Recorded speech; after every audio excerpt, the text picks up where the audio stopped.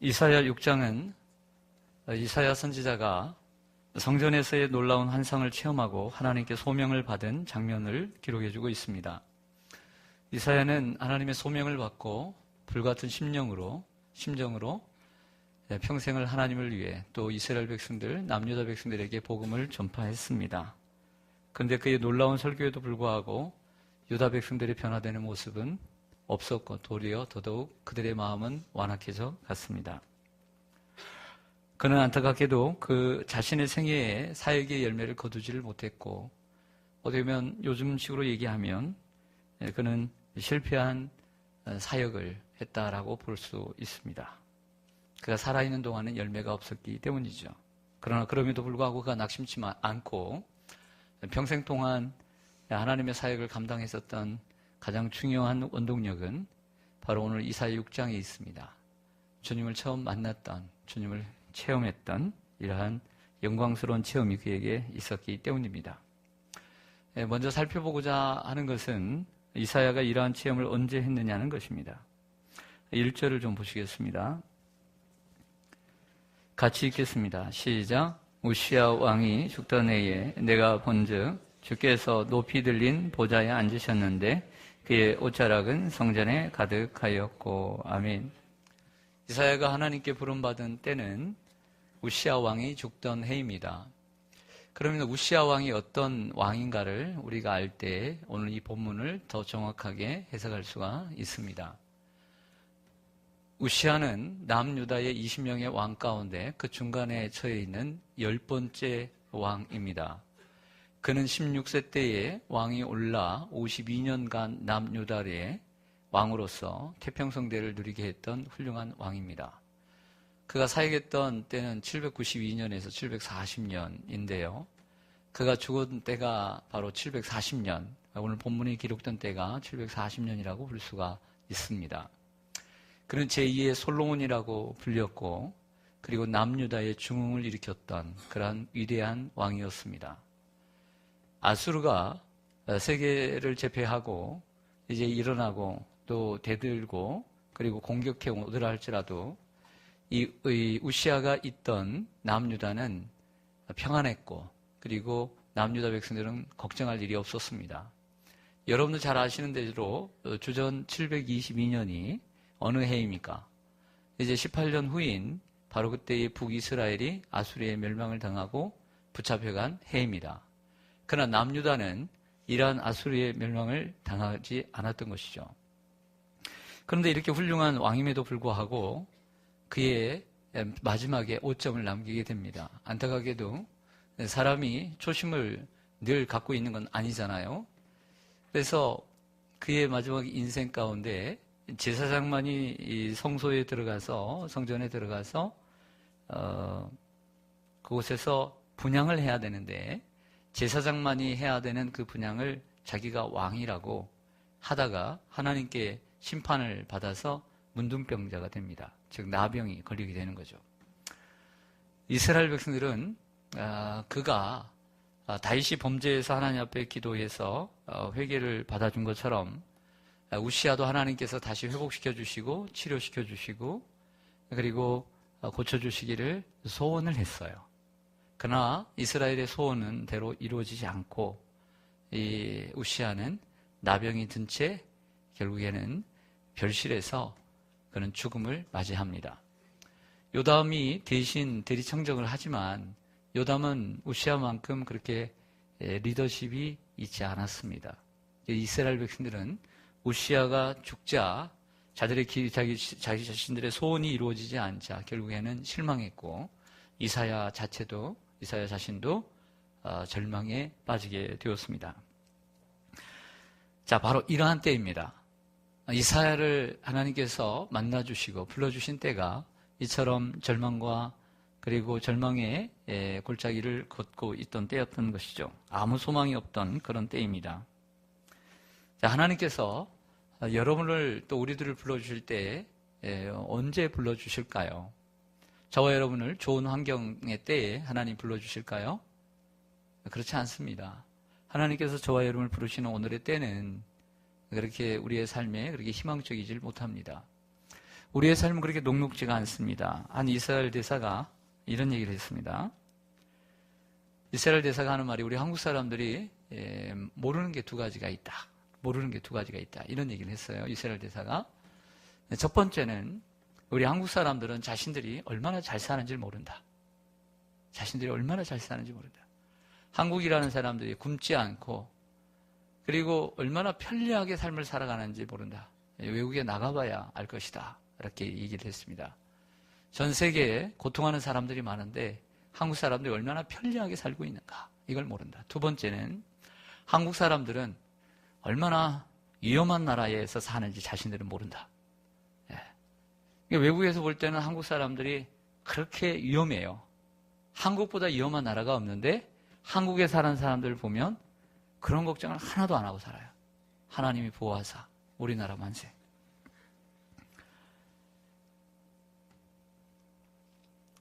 외국에서 볼 때는 한국은 지리적으로 열강들 사이에 놓여 있을 뿐만 아니라 만 개의 핵을 가지고 있는 미국도 벌벌 떨고 있는 북한. 북한은 몇 개의 핵밖에 없음에도 불구하고 그 핵이 미국의 땅에 떨어진다 생각을 하니까 미국이 벌벌 떠는 것이죠. 옛날의 핵과 요즘의 핵은 천지 차이입니다. 1000배의 차이가 있다는 거죠. 이처럼 우리나라는 전쟁 위협 속에 놓여 있고 또 지진의 위험에 우리 자유롭지 못한 나라가 되었습니다. 그리고 한국교회의 부흥은 이미 멈췄습니다. 어느 잘 나가는 교회들, 큰 교회들 부흥한다고 하지만 이 교회에서 저 교회, 저 교회에서 이 교회로 옮겨간 수평 이동한 성도들을 싹 빼면 그게 그겁니다. 한국교회의 부흥은 멈춰 있습니다. 그리고 무엇보다 사람들의 마음이 하나님께 향하고 있지를 않습니다. 시편 14편의 말씀처럼 사람들의 마음에 하나님이 없고 하나님을 찾는 자도 없고 선을 행하기보다는 악을 행하는 데 빠릅니다. 디모데후서 3장에 보니까 디모데에게 바울이 이런 말을 했습니다. 마지막 말세 때는 이런 현상이 나타날 것이다. 2000년에 얘기한 건데요. 18가지입니다. 여러분들이 곰곰이 한번 생각해 보면서 몇 가지나 정말 그게 들어맞는가 한번 생각해 보십시오. 현 시대를 생각해 보면서 자기를 사랑하며 돈을 사랑하며 자랑하며 교만하며 비방하며 부모를 거역하며 감사하지 아니하며 거룩하지 아니하며 무정하며 원통함을 풀지 아니하며 모함하며 절제하지 못하며 싸나우며 선한 것을 좋아하지 아니하며 배신하며 조급하며 자만하며 쾌락 사랑하기를 하나님 사랑하는 것보다 더하리라. 몇 개가 해당되는 것 같아요? 18가지 다 해당되는 것 같지 않습니까? 지난주 우리는 우리 동네에서 일어난 안타까운 뉴스를 접해야 했습니다. 24일 토요일 날 일어난 사건인데 차를 운전하는 32세의 남자가 내비게이션, 차에 장착되어 있는 내비게이션 AS를 받기 위해 그 차에 소속된 서비스 센터를 들렸습니다. 그런데 그 카센터 사장은 수리 대상이 아니라고 돌려보냈습니다. 내비게이션 AS는 별도로 관리하는 서비스 센터가 있는 것 같습니다. 그런데 그 남자가 일주일 후에 다시 찾아와 내비게이션 수리를 해달라고 2시간가량 요구했고 50대의 카센터 사장은 그 진상 고객에게 100m 떨어져 있는 주유소에 가서 휘발유를 사다가 땅에 붓고 그리고 너랑 나랑 같이 죽자 하면서 불을 붙였습니다. 결국에 30대의 손님은 온몸에 3도 화상을 입고 20m 거리를 2분여 동안 뛰어다녔습니다. 병원으로 옮겼지만 죽었습니다. 사건의 진위는 더 조사해 봐야 알겠지만 이해하지 못하는 부분도 있지만 즉 우리가 살고 있는 시대가 얼마나 강박하고 사람들이 서로를 얼마나 불신하며 그리고 분노로 가득 차 있음을 단면으로 보여주는 사건입니다.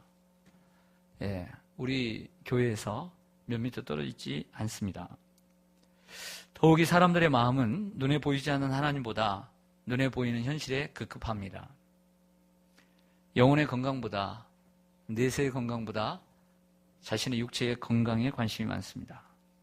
내세를 준비하고 투자하기보다는 현실 세계에 잘 사는 일에 극도로 집중하고 있는 것이 요즘 시대입니다. 자, 이러한 사람들에게 복음을 전하기가 쉬울까요?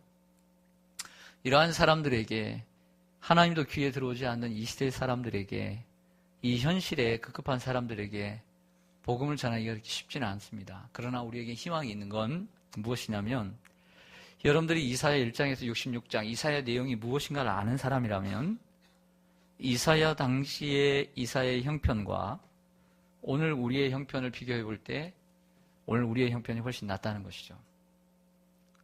이사야의 때에 하나님의 복음은 그들의 마음속에 길거와 같아서 도리어 더욱더 완악한 이러한 사람들이 대부분이었습니다. 그럴 때 볼 때 오늘 우리는 양반입니다. 그때에 비하면. 이사야가 얼마나 어렵게 주님의 복음을 전하고 살았는지 우리가 그것을 안다면 그래도 우리에게는 아직도 희망이 있다는 것이죠. 하나님이 이 절망적 상황에서 이사야를 부르고 싶었습니다. 우시아가 죽었습니다. 이스라엘 백성들은 실망하고 절망했습니다. 그러나 하나님은 무조건 이사야를 부르시지 않고 부르실 때 이사야를 점찍어 놓았겠죠. 그리고 이사야를 점찍어서 부르실 때 한 미끼를 사용합니다. 어떤 미끼를 던졌을까요? 네. 여러분들은 어떤 미끼를 좀 드리면 하나님께 헌신할 것 같아요? 좀 돈 좀, 몇 다발 드릴까요? 건강을 드릴까요? 자녀의 축복을 좀 쏟아 부어줄까요? 그러면 여러분들이 주님께 헌신하시겠습니까? 하나님께서 이사야를 부르시겠다라고 점찍고 그리고 미끼를 던지시는데 그 미끼는 다름 아닌 하나님 자신이었습니다. 하나님 자신을 보여주는 것이었죠. 하나님 자신을 보여주는 것보다 더 큰 선물이 어디 있겠습니까? 그 하나님의 영광을 성전에서 보았습니다.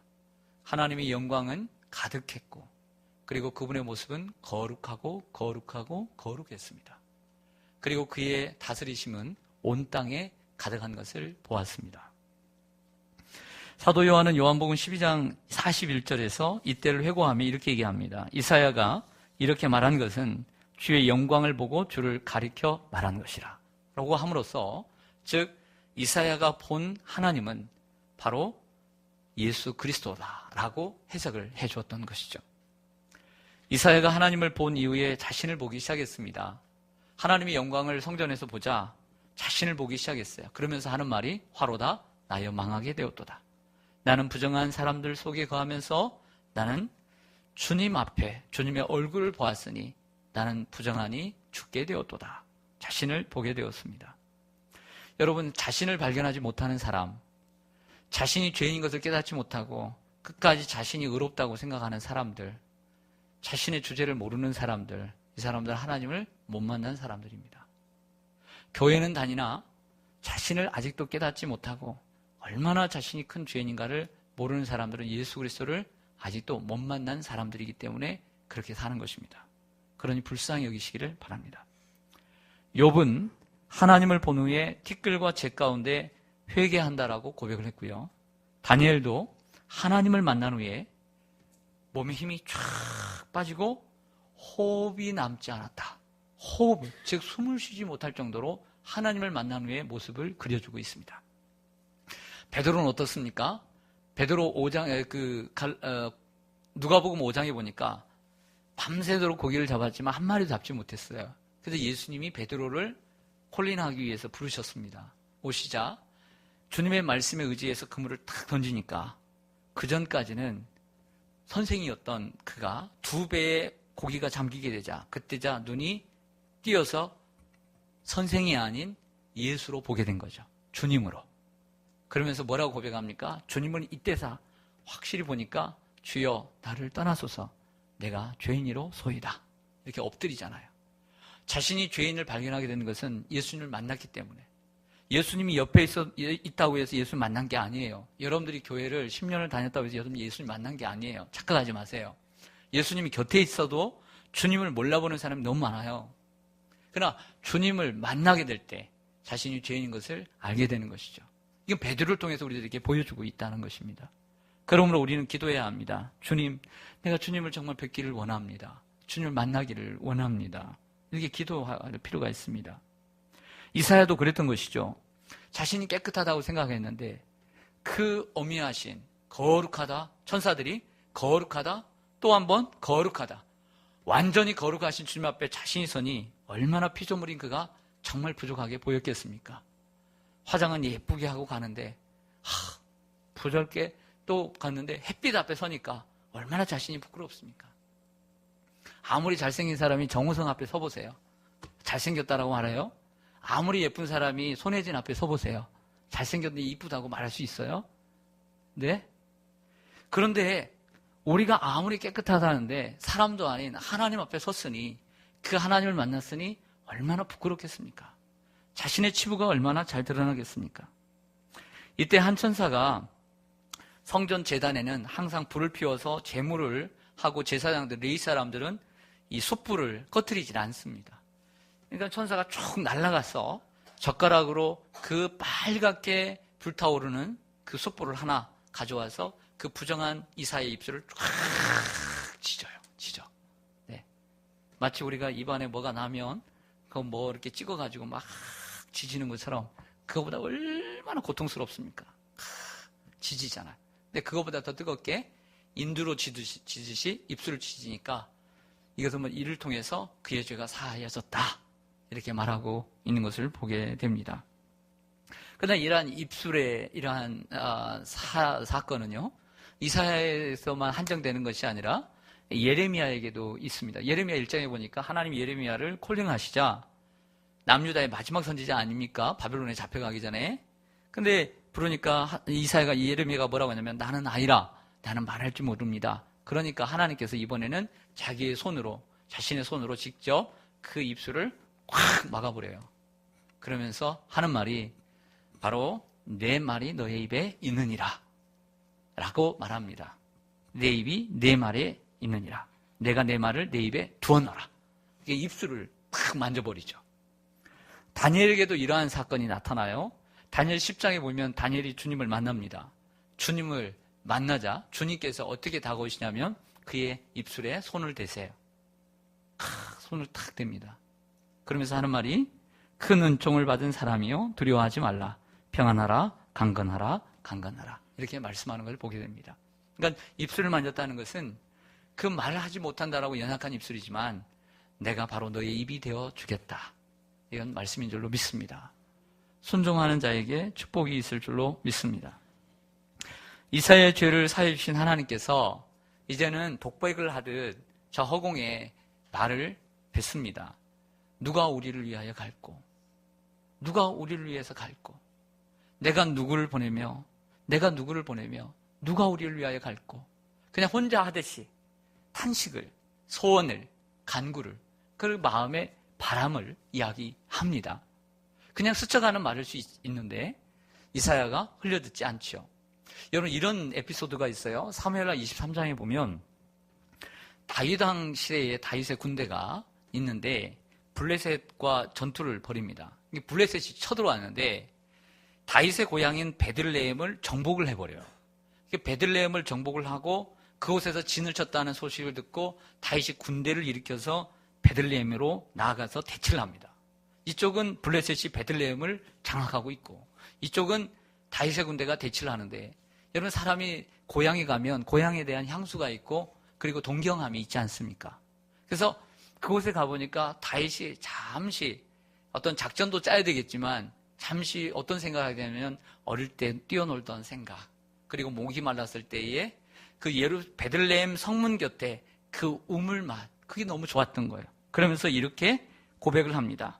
자신도 모르게 베들레헴 성문 곁에 있는 우물물을 누가 내게 마시게 할까? 이렇게 얘기를 그냥 한 거예요. 누구한테 내가 마셨으면 좋겠다, 떠오라가 아니라 저 베들레헴 성문 곁에 저 우물을 누가 마시게 할까? 저도 우물을 먹고 살았거든요, 시골에서. 그래서 저는 저희 집에 수도가 낮기 전에 저희 바로 밑에 한 10m, 20m 밑에 그 우물이 있었어요. 요만한 우물. 뭐 두레박을 뜨듯 큰 깊은 우물이 아니라 한 2m 정도. 아이들의 그 키 한 2배 정도 되는 그런 우물이 있었어요. 그래서 그 우물에서 늘 아침마다 제가 이렇게 바켓으로 들어다가 부엌에 이제 어머니한테 드리고 그랬는데 안 드린 날도 있겠죠. 뭐 맨날 했겠어요. 그냥 한 날만 생각나는 거예요. 안 한 날은 생각 안 나요. 말 안 들은 것은. 그냥 잘한 것만 생각나요. 근데 1년에 한 2번씩 그 우물 청소는 제 몫이었어요. 그 우물을 사용하는 집은 2집밖에 없는데 제가 꼭 청소를 했어요. 그래서 일단 물을 다 퍼냅니다. 무조건. 다 퍼내요. 퍼내고 난 다음에 일단 청소할 도구들을 가지고 들어갑니다. 그러면 팍팍 문질러요. 그 안에를. 돌이니까. 그래서 그러면 더러운 거 딱 안에 또 밑에는 이끼가 많이 껴있어요. 이끼도 팍팍 문질러서 깨끗하게. 그리고 다시 물을 뿌리면 깨끗하게 내려가죠. 그 밑에 있는 걸 다시 퍼내요. 다시 퍼내요. 그러면 거기 아래에서 물이 흘러나오는 데가 있어요. 졸졸졸졸 조금씩 흘러나오는 거예요. 네. 그럼 우물맛 얼마나 그게 맛있습니까? 그런데 그냥 다윗이 흘러 뱉은 말인데 불구하고 그 말을 들은 새 용사가 아주 생각지도 않고요. 새 용사가 마음을 딱 하나 모아서 그 베들레헴에 들어가요. 블레셋의 진영에 딱 들어가죠. 목숨을 걸고요. 그 가죽 부대에 물을 담아서 옵니다. 그리고 딱 드려요. 이게 뭐냐 그랬더니 네, 왕께서 그렇게 원하시는 우물물입니다. 이렇게 드려요. 이게 다윗이 먹었겠어요? 안 먹었겠어요? 네? 여러분 같으면 마시겠어요? 안 마시겠어요? 생각을 하는 거예요? 안 하는 거예요? 안 마시죠. 그거 어떻게 마셔요? 양심도 없게.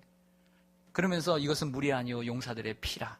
그리고 여호와의 성전에 나중에 부어드려요. 성전에. 다윗의 모습을 보세요. 그리고 위대한 사람은, 그래도 여기서 배울 수 있는 건 위대한 사람은 목숨을 버리는 팔로워들이 있어야 위대한 인물이 되는 거예요.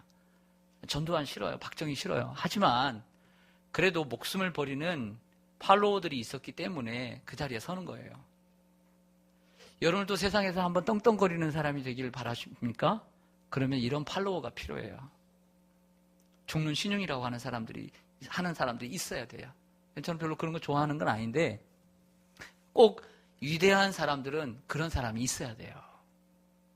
역사를 보세요. 역사를. 우리나라의 역사뿐만 아니라 세계의 역사, 조선과 우리의 역사에 다 보세요.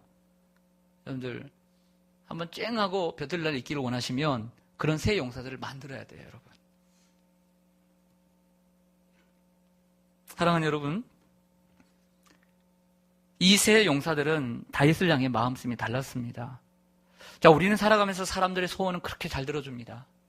누가 뭐 먹고 싶다, 뭐 하고 싶다, 그러면 쪼르륵 달려가가지고 카드라도 긁어가지고 힘들어도 들어주고 할 수 있는 건 모든 것을 동원해 들어주고 사람을 위해서는 잘 도와합니다. 남편을 위해서 자신의 전생애를 바치고 아내를 위해서 속초까지 가가지고 자녀를 위해서 자녀가 원하는 것이 있으면 내가 세상 땅끝까지라도 내가 가리라. 투잡 쓰리잡 하면서도 내가 너를 먹여 살리고 공부를 시키리라. 부모를 위해서도. 참 효도가 참 효도심이 강한 분들이 있습니다. 애인을 위해서 최선을 다합니다.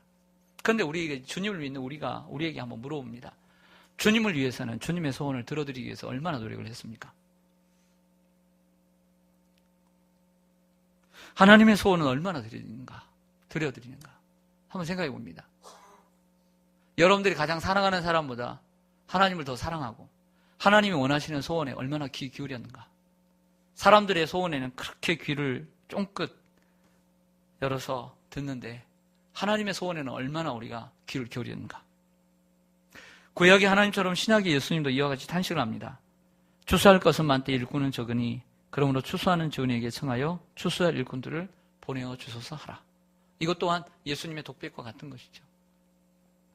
이사야의 위대함은 여기에 있었던 것입니다. 하나님이 그냥 내뱉은 말이지만 그것을 감히 듣고 이렇게 고백합니다. 주님, 내가 부족하지만 참으로 내가 자랑할 것이 없지만 주님, 내가 여기 있습니다. 하나님 나라도 사용하여 주세요. 이렇게 고백한 줄로 믿습니다. 하나님의 마음이 얼마나 기뻤을까요? 하나님은 지금도 이런 사람을 찾고 계신 줄로 믿습니다. 우리도 그리해야 하지 않겠습니까? 하나님, 참은 제가 부족한데요. 말도 잘 못하고 그렇게 믿음도 많지 않고 그렇게 큰 은사도 없는데 하나님, 주님이 그렇게 원하신다면, 주님의 소원이 그런 소원이라면, 하나님, 저라도 하나님 내 이 지구촌의 한 구탱이에서도 하나님 주님의 소원을 드려드리고 싶습니다. 하나님 나를 사용해 주십시오. 이렇게 고백하기를 소망합니다. 이번 태신자 새수명 축제가 있는데 하나님, 이 시간 동안 내가 주님을 위해서 좀 더 시간을 더 많이 드리고 물질을 좀 많이 드리고 나 자신을 내려놓고 사람들을 찾아가서 정을 주고 선물을 주고 주님께 초대하기를 원합니다. 하나님 순종하며 나가기를 원하오니 하나님 나를 사용해 주시옵소서. 이렇게 반응한다면 주님이 여러분들 얼마나 기뻐하시고 얼마나 또 흡족해 하실까요? 이런 여러분들 되시기를 주님의 이름으로 간절히 소망합니다. 기도하겠습니다.